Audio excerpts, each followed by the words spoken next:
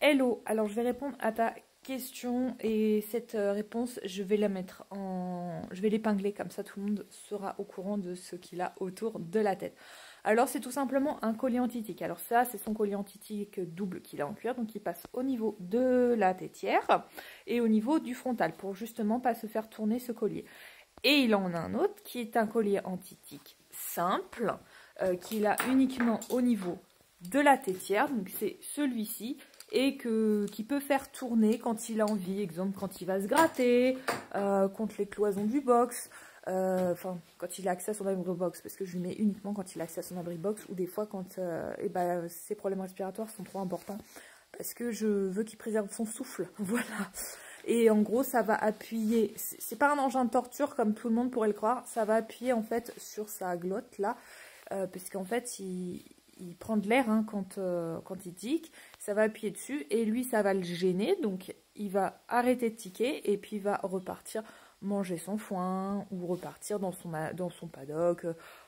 Ça fait rire à ses petites occupations comme manger de l'herbe, manger du foin et tout ça. Parce que oui, il me fait souvent ça. Quand il va manger un peu d'herbe, il vient et puis il tique et puis il repart manger de l'herbe et il revient, il retique. C'est une manie qu'il a et ce depuis bien longtemps, depuis bien avant que je ne l'achète au centre équestre, il avait déjà cette manie-là. Ils avaient déjà investi dans le collier anti-tic simple parce qu'il défonçait l'école de cygne, il défonçait un peu tout en fait. Tous les endroits où il pouvait tiquer, il tiquait dessus et les élèves le laissaient faire. Et je me suis déjà fait attraper une fois, alors que j'étais même pas du tout responsable.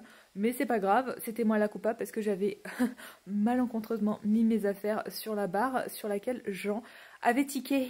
Voilà, sauf que je ne le savais pas.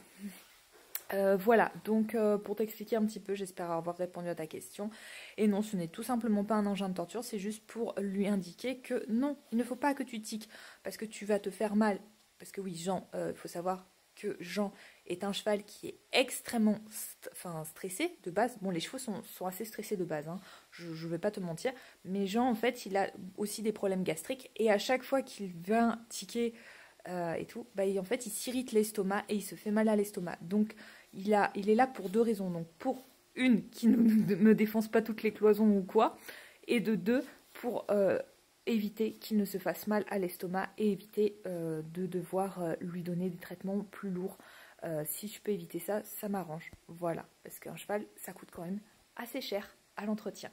Sur ce, je vais te laisser et puis j'espère avoir répondu à ta question. Allez, bisous!